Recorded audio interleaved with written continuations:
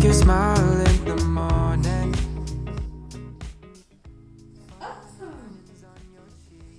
Mais vous êtes là?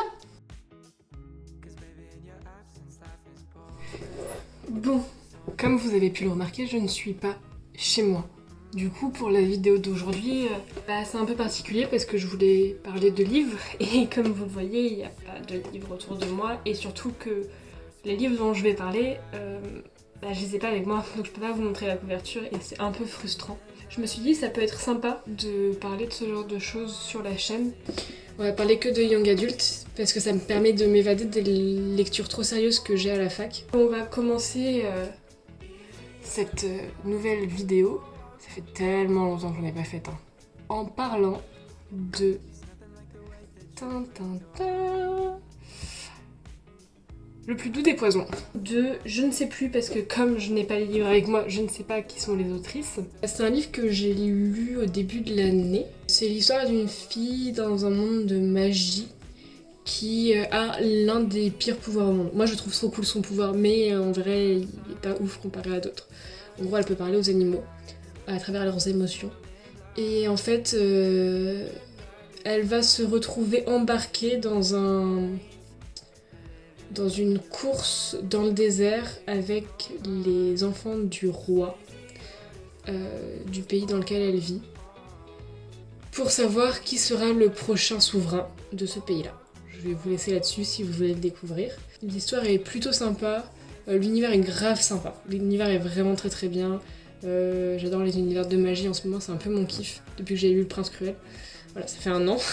Les personnages sont attachants, sauf elle. Elle est observatrice en fait de son histoire.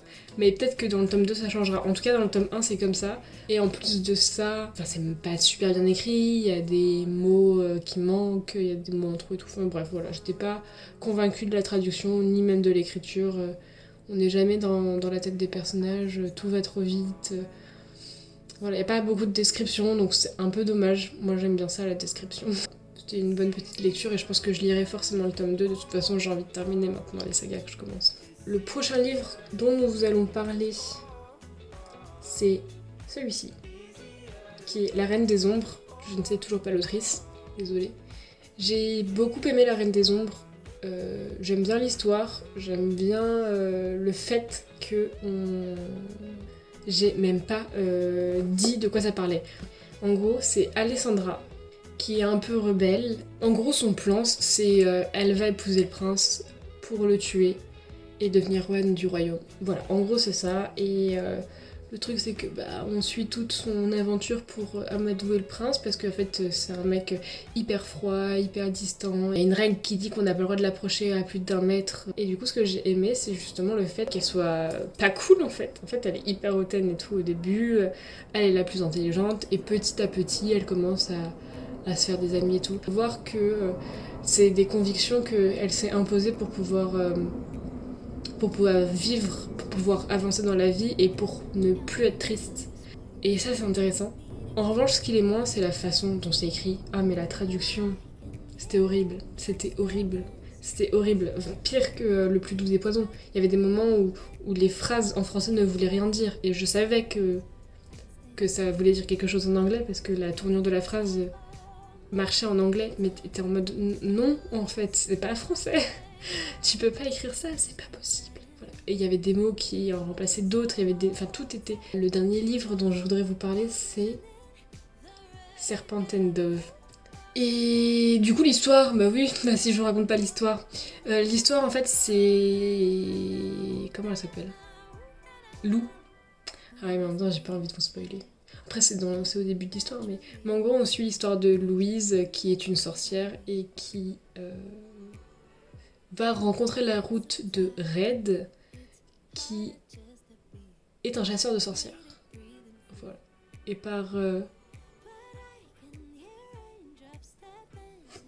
le jeu du hasard, ils vont devoir vivre ensemble. Je pense que c'est assez clair. Voilà. Sauf que Red ne sait pas que Lou est une sorcière. Du coup, elle va devoir essayer de lui cacher. En revanche, elle sait que c'est un chasseur de sorcières. Et du coup, elle ne l'aime pas. Je suis amoureuse de ce roman. Je crois que depuis un an, où j'ai lu Le Prince Cruel, je suis comblée. Voilà, ce livre est super bien écrit. Ce livre a une héroïne hyper bien construite. Le mec aussi est hyper bien construit. Et tout est trop bien. J'ai peut-être un peu moins aimé la fin parce que ce que j'aime c'est pas forcément l'action et que j'aime beaucoup quand il y a vraiment une ambiance, quand il y a quelque chose qui se met en place entre les personnages, les relations et tout ça. Mais c'est assez intéressant de voir comment ils vivent. Après ça fait très introduction et moi j'aime trop ce genre de livres qui font très introduction et du coup tu vois vraiment le monde à travers les yeux des personnages. Et là ça y est, il y a un retournement à la fin du tome 2 et... à la fin du tome 2, j'ai dit ? À la fin du tome 1. Mais en même temps, le retournement permet de passer dans un autre univers. Donc j'ai hâte de lire le tome 2 qui sort en juillet. Voilà. Parce qu'un roman comme ça, je pourrais pas le lire en anglais.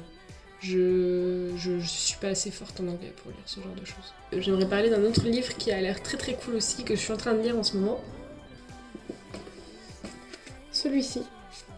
Une braise sous la cendre. C'est Léonie de la chaîne Léo qui m'a donné envie de le lire parce que je crois que c'est son roman fantastique préféré. Et comme je suis en plein dans le fantastique, je me suis dit pourquoi pas. Il était pas si cher que ça.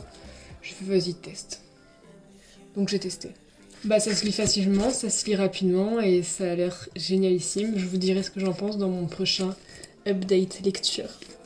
Et donc voilà.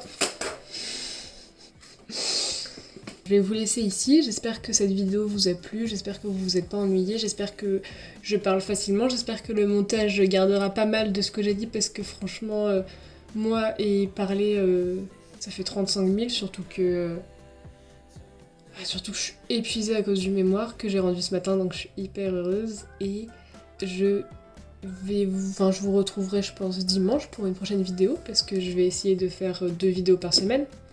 Essayez, et d'ici là, prenez soin de vous, aimez-vous parce que vous êtes des personnes formidables. Bye bye.